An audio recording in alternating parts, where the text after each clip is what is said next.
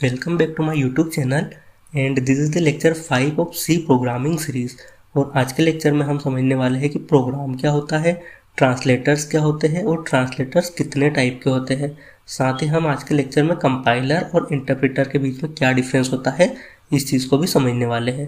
तो सबसे पहले हम बात करते हैं कि प्रोग्राम क्या होता है। तो जो प्रोग्राम होता है वो सेट ऑफ इंस्ट्रक्शंस होते हैं जो किसी प्रोग्रामर के द्वारा लिखे जाते हैं कोई भी स्पेसिफिक टास्क को परफॉर्म करने के लिए। और हम कह सकते हैं कि जो हमारा प्रोग्राम होता है वो लॉजिकल सीक्वेंस ऑफ कमांड होता है जो कंप्यूटर को बताता है कि क्या काम करना है और कैसे करना है। अगर हम एग्जांपल की बात करें तो जो हमारा फर्स्ट हेलो वर्ल्ड का प्रोग्राम है वो एक सेट ऑफ इंस्ट्रक्शन ही है जो कंप्यूटर को बताता है कि हमारी स्क्रीन पे हेलो वर्ल्ड को प्रिंट कर दो। तो जो हमारा प्रोग्राम होता है वही हमारे इंस्ट्रक्शंस होते हैं जो किसी प्रोग्रामिंग लैंग्वेज के अंदर लिखे हुए होते हैं। प्रोग्रामिंग लैंग्वेज कोई सी भी हो सकती है, C++, जावा, पाइथन, और कोई भी स्पेसिफिक टास्क को परफॉर्म करने के लिए हम हमारे प्रोग्राम को लिखते हैं।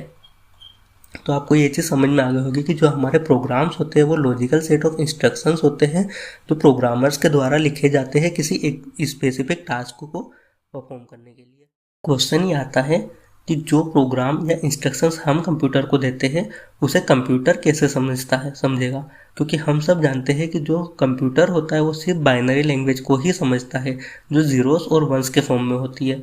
और जो कोड या प्रोग्राम हम लोग लिखते हैं प्रोग्रामिंग लैंग्वेजेस के अंदर लिखते हैं वो यूजुअली इंग्लिश लैंग्वेज के अंदर ही होते हैं, इंग्लिश स्टेटमेंट में ही लिखते हैं।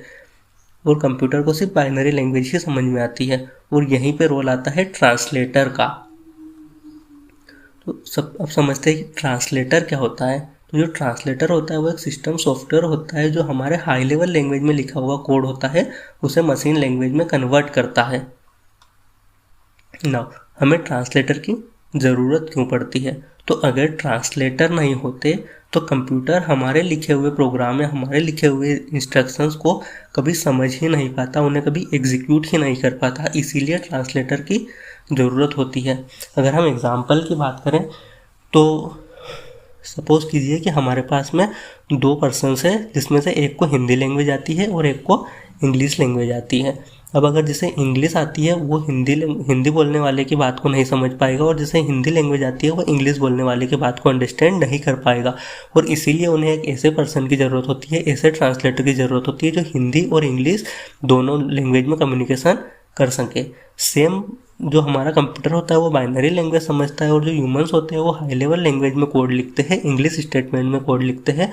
इसीलिए हमारे पास में ट्रांसलेटर का रोल आता है। जो ट्रांसलेटर्स होते हैं वो हमारा जो हाई लेवल लैंग्वेज में लिखा हुआ कोड होता है उसे मशीन लैंग्वेज में कन्वर्ट करता है ताकि ह्यूमन और कंप्यूटर के बीच में ईजिली कम्युनिकेट हो पाए। नाउ ट्रांसलेटर वर्क कैसे करता है? तो जो प्रोग्रामर्स के द्वारा लिखा हुआ प्रोग्राम होता है वो हाई लेवल लैंग्वेज में लिखा हुआ होता है। फिर जो ट्रांसलेटर होता है वो उस प्रोग्राम को रीड करता है और उसके अंदर के एरर्स को चेक करता है कि क्या हमारे प्रोग्राम में कोई सिंटेक्स एरर या लॉजिकल एरर तो नहीं है। और अगर उसे कोई एरर नहीं मिलता है तो वो फाइनली हमारे लिखे हुए कोड को मशीन लैंग्वेज में कन्वर्ट कर देता है और हमारे कोड को एग्जीक्यूट कर देता है। नाउ टाइप्स ऑफ ट्रांसलेटर जो होते हैं वो मेनली 3 टाइप के होते हैं। First one is compiler, second one is interpreter and third one is assembler. सबसे पहले हम बात करते हैं कि कंपाइलर क्या होता है। तो जो कंपाइलर होता है वो एक ट्रांसलेटर ही होता है जो हमारे लिखे हुए कोड को, जो हाई लेवल लैंग्वेज में लिखा हुआ कोड होता है हमारा, उसे मशीन लैंग्वेज में कन्वर्ट करता है, वो भी एक ही बार में, एक सिंगल एग्जीक्यूशन में ही हमारे जो प्रोग्राम होता है उसे कंपाइल कर देता है।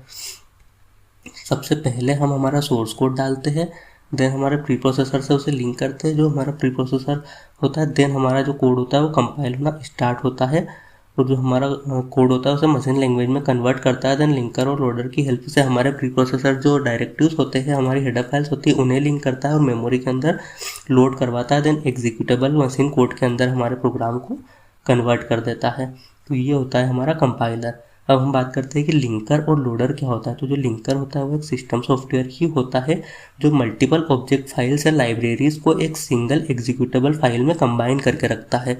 फॉर एग्जांपल जो हम हेडर फाइल्स को यूज़ करते हैं या जो भी लिंक फाइल्स हम यूज़ करते हैं वो सब एक लाइब्रेरी के अंदर होती है और जो हमारा लिंकर होता है वो उन लाइब्रेरीज़ को, उन ऑब्जेक्ट फाइल्स को वहाँ से लेता है और हमारे प्रोग्राम के अंदर जो हम जैसे हेडर फाइल को यूज़ करते हैं प्रिंटर फंक्शन के लिए तो उन्हें लिंक करता है और फिर उस कोड को मशीन कोड के अंदर जनरेट करता है। नाउ लोडर, जो लोडर होता है वो भी एक सिस्टम सॉफ्टवेयर ही होता है जो हमारे एग्जीक्यूटेबल प्रोग्राम होता है उसको मेन मेमोरी के अंदर लोड करवाता है और हमारे प्रोग्राम को एग्जीक्यूशन के लिए प्रिपेयर करवाता है। तो ये होता है लिंकर और लोडर। और जो कंपाइलर होता है वो सिंपली यही होता है कि जो हमारा हाई लेवल लैंग्वेज में लिखा हुआ कोड होता है उसे मशीन लैंग्वेज के अंदर कन्वर्ट करता है, वो भी एक सिंगल एग्जीक्यूशन के अंदर ही ना। अब हम बात करते हैं कि इंटरप्रेटर क्या होता है। तो जो इंटरप्रेटर होता है वो भी एक ट्रांसलेटर ही होता है जो हमारे लिखे हुए हाई लेवल लैंग्वेज में लिखा हुआ जो कोड होता है उसे मशीन लैंग्वेज में कन्वर्ट करता है। लेकिन जो इंटरप्रेटर होता है वो हमारे कोड को लाइन बाय लाइन एग्जीक्यूट करता है।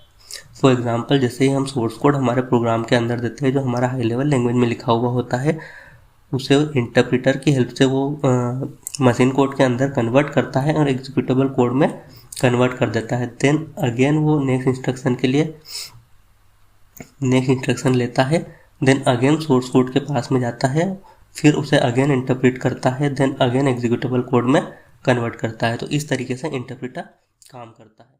Now what is assembler. Assembler क्या होता है। तो जो असेंबलर होता है वो भी एक ट्रांसलेटर ही होता है जो हमारे कोड को असेंबली लैंग्वेज में लिखा हुआ जो कोड होता है उसे मशीन लैंग्वेज में कन्वर्ट करता है। अब असेंबली लैंग्वेज क्या होती है। तो असेंबली लैंग्वेज जो होती है वो एक लो लेवल प्रोग्रामिंग लैंग्वेज ही होती है जो सिंबॉलिक इंस्ट्रक्शंस का यूज़ करती है प्रोग्राम को लिखने के लिए, और ये मशीन लैंग्वेज के बहुत ही क्लोज होती है। जैसे हम जानते हैं हमारा जो कंप्यूटर होता है वो सिर्फ जीरोस और वंस में बात करता है, तो उस टाइम पे बहुत ही ज़्यादा डिफिकल्ट होता था जीरोस और वंस में कंप्यूटर से कम्युनिकेट करना, इसलिए असेंबली लैंग्वेज का यूज़ किया जाता था जो सिंबॉलिक इंस्ट्रक्शन जिन्हें हम मिनोमोनिक्स भी बोलते हैं उनका यूज़ करते थे कोड को लिखने के लिए, जिसमें हम हमारे शॉर्ट वर्ड्स का यूज़ करते थे। जैसे अगर हमें कोई फाइल मूव करानी है तो हम एमओवी का यूज़ करते थे, एडिशन के लिए हम एड यूज़ करते थे, सब्ट्रैक्शन के लिए हम एसयूबी सब यूज़ करते थे। इस टाइप से हम कोड लिखते थे ताकि ये समझना थोड़ा ईजी हो जाता है हमारे लिए। जो असेंबलर होता है वो मशीन लैंग्वेज के अंदर ही जीरोस और वंस के अंदर ही हमारा जो असेंबली लैंग्वेज में लिखा हुआ कोड होता है उसे कन्वर्ट करता है। अब हम बात करते हैं कि कंपाइलर और इंटरप्रेटर के बीच में क्या डिफरेंस होता है। तो जो कंपाइलर होता है वो हमारे जो पूरा एंटायर प्रोग्राम होता है उसको एक ही बार में एक सिंगल टाइम में ही ट्रांसलेट कर देता है। वहीं जो इंटरप्रेटर होता है वो प्रोग्राम को लाइन बाय लाइन इंटरप्रेट करता है। फॉर एग्जांपल, जैसे मैंने कोई वेरिएबल डिक्लेयर किया तो वो उसे उसी टाइम मशीन कोड के अंदर कन्वर्ट कर देता है, एक एक लाइन को कन्वर्ट करता है। और जो हमारा कंपाइलर होता है वो पूरा हम प्रोग्राम कंप्लीट लिख लेते हैं, उसके बाद जब हम उसे कंपाइल करते हैं तो एक बार में ही उसे कंपाइल करता है, एक बार में ही सारी एरर्स दिखाता है। Now display all errors after compilation. जो कंपाइलर होता है वो सारी एरर्स कंपाइलेशन टाइम के टाइम एक ही बार में दिखाता है। वहीं जो इंटरप्रेटर होता है वो एरर्स को एक बार में एक एरर दिखा देता है। मतलब अगर मैंने कोई वेरिएबल डिक्लेयर किया है और उसके अंदर अगर कोई एरर है तो वो वहीं पे बता देता है कि इस प्रोग्राम के अंदर एरर है। और अगर कंपाइलर की बात करें तो जब हम हमारा पूरा प्रोग्राम लिख लेते हैं उसके अंदर हो सकता है कोई एरर हो नहीं हो, लेकिन जब हम पूरा प्रोग्राम लिखने के बाद उसे कंपाइल करते हैं तब वो हमें बताता है कि हमारे प्रोग्राम के अंदर कितनी एरर है। वहीं ट्रांसलेटर की बात करें तो वो एक ही बार में बता देता, एक सिंगल लाइन लिखते हैं और उसी टाइम बता देता है कि इसके अंदर कोई एरर है या नहीं है। जो कंपाइलर होता है उसके प्रोग्राम का एग्जीक्यूशन फास्ट होता है एज कम्पेयर टू इंटरप्रेटर, और जो इंटरप्रेटर होता है उसका स्लो होता है एग्जीक्यूशन, क्योंकि वो एक एक लाइन को इंटरप्रेट करते रहता है तो उसका एग्जीक्यूशन बहुत स्लो हो जाता है। जो हमारा कंपाइलर होता है उसको ज़्यादा मेमोरी की रिक्वायर होती है और इंटरप्रेटर को लेस मेमोरी की रिक्वायरमेंट होती है, क्योंकि उसे एक ही लाइन के लिए मेमोरी की रिक्वायरमेंट होती है। और जो हमारा कंपाइलर होता है उसको पूरे प्रोग्राम के लिए मेमोरी की रिक्वायरमेंट होती है, इसलिए कंपाइलर के लिए मेमोरी ज़्यादा लगती है और इंटरप्रेटर के लिए मेमोरी कम लगती है। अगर एग्जांपल्स की बात करें तो C++, जावा, ये जो लैंग्वेजेस है ये कंपाइलर का यूज़ करती है कोड को ट्रांसलेट करने के लिए। वहीं जो इंटरप्रेटर होता है वो पाइथन और जावास्क्रिप्ट जैसी जो लैंग्वेजेस है उनको यूज़ करती है इंटरप्रेटर का अपने लैंग्वेजेस को अपना जो कोड होता है उसे मशीन लैंग्वेज में कन्वर्ट करने के लिए। अब हम नेक्स्ट क्या बात करने वाले हैं। तो आज के लेक्चर में हमने समझा कि प्रोग्राम क्या होता है, ट्रांसलेटर क्या होता है, ट्रांसलेटर कितने टाइप के होते हैं, साथ ही हमने देखा कि कंपाइलर और इंटरप्रेटर के बीच में क्या डिफरेंस होता है। अब नेक्स्ट लेक्चर में हम बात करने वाले हैं कि कंपाइलर जो होता है वो कितने फेसेस के अंदर हमारा जो कोड होता है, जो प्रोग्राम होता है उसको एग्जीक्यूट करता है। कंपाइलर के कुछ 6-7 फेसेस होते हैं, हम उनकी भी बात इसी नेक्स्ट आने वाले लेक्चर के अंदर करने वाले हैं। So be ready and have fun. Thank you so much guys.